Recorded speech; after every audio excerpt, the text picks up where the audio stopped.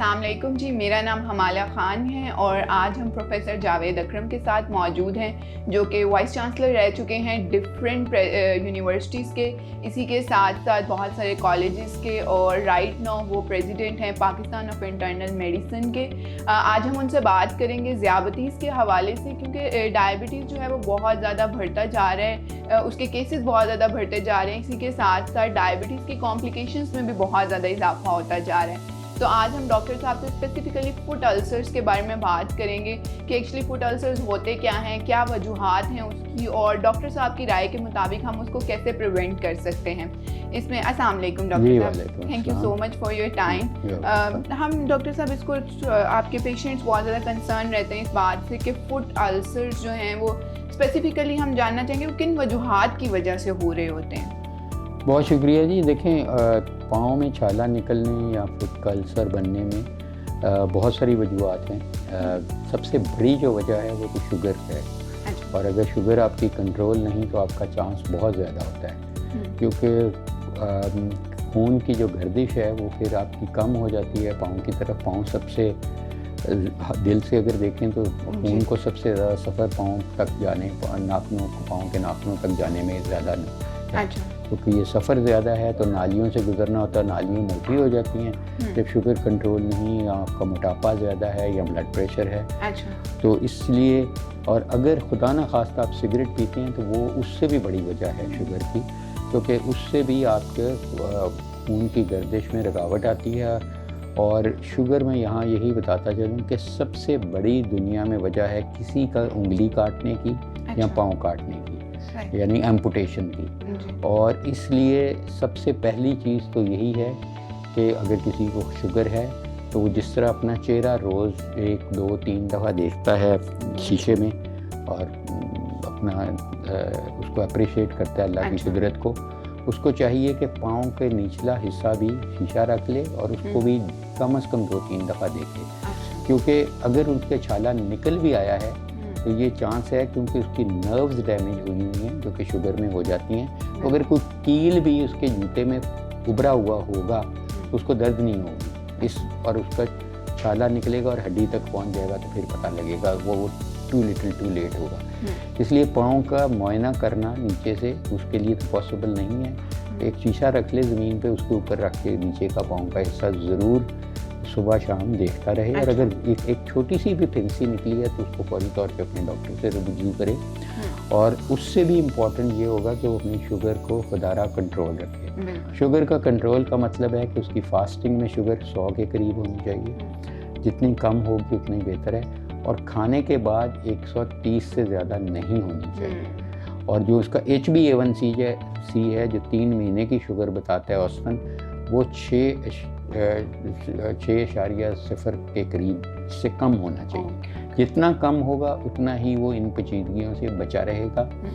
और जितनी जल्दी वो तशख़ीस करेगा कि उसके छाला निकला है तो वो छाले की उसी वक्त उसका मुआयना करके डॉक्टर दवाई देगा और वो बेहतर हो जाएगा। और वो भी यही कहेगा कि शुगर कंट्रोल करो, चाहे वो डाइट से करे, गोलियों से करे या इंसुलिन से करे, जिस चीज़ से भी करे सही। और इस हद में रखेगा तो मुकर्रर अल्लाह ताला ने की है। तो मेरा नहीं ख्याल कि उसको कोई भी पेचीदगी होगी, स्पेशली उसके पाँव बचे रहेंगे।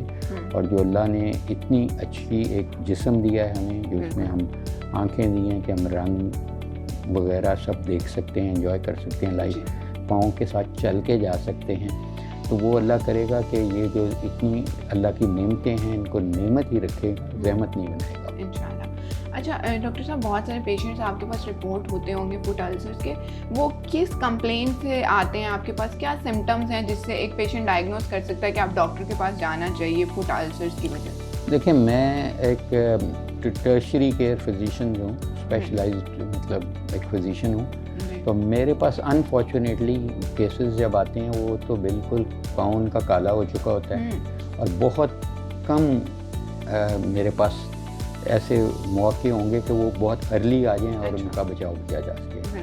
तो मेरे पास आते हैं तो अगर उनकी गैंग्रीन हो चुकी है, काला हो चुका है और वो हिस्सा ही डेड हो चुका है, तो उसको तो अल्लाह ताला ही वापस ला सकते हैं, वो मुर्दे में भी जान डाल सकता है, वो एक अलग चीज़ है। लेकिन मैं तो फिर अपने सर्जन को मुझे रब्ता करना पड़ता है, क्योंकि मैं तो ऑपरेशन नहीं करता, तो उसको मैं कहता हूँ कि जितनी बच सकती है अब चीज़ें बचें। लेकिन अगर मरीज़ मेरे पास जैसे हज़ारों मरीज़ आते हैं शुगर के साथ, तो उनको मैं ज़रूर फुट केयर के बारे में बताता हूँ, और ये भी बताता हूँ कि अपने पाँव का मुआयना रखें, ये भी बताता हूँ कि वर्जिश करें, चलें, वॉक करें, ताकि उनके पाँव की जो गर्दिश है खून की वो जारी वो सारी रहे।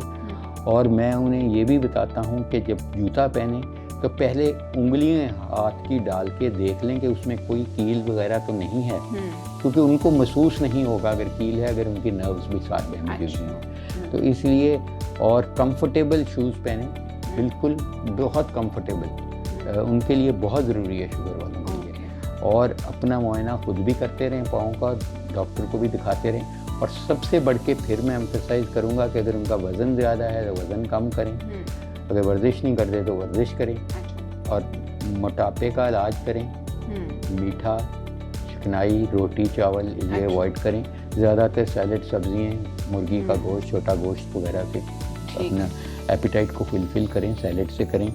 और उसके अलावा शुगर को टेस्ट करते रहें, और 3 महीने का अपना टेस्ट कराते रहें। अगर कंट्रोल है तो बहुत अच्छा है, अगर नहीं कंट्रोल तो फौरी तौर पे उसको इंसुलिन या जो भी डॉक्टर से रब्ता करें। और वो लाइफ लॉन्ग ये ट्रीटमेंट है, ये नहीं कि वो कंट्रोल हो और दवाई छोड़ दें फिर वहाँ भी वहाँ पहुँच जाएंगे।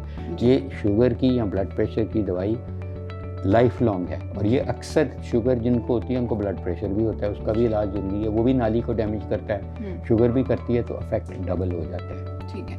अच्छा डॉक्टर, ऐसे होता है कि बहुत सारे ज़ियाबतीस के मरीज़ का वूंड हीलिंग का प्रोसेस, ज़ख्म के भरने का प्रोसेस बहुत ज़्यादा स्लो हो जाता है, तो इसके बारे में आप क्या कहना चाहेंगे, क्यों वो इतना स्लो हो जाता है? देखिए, अव्वल तो मैं बार बार आपसे यही कह रहा हूँ कि वूंड होने ही नहीं देना चाहिए जी, चाहे शुगर है या नहीं है।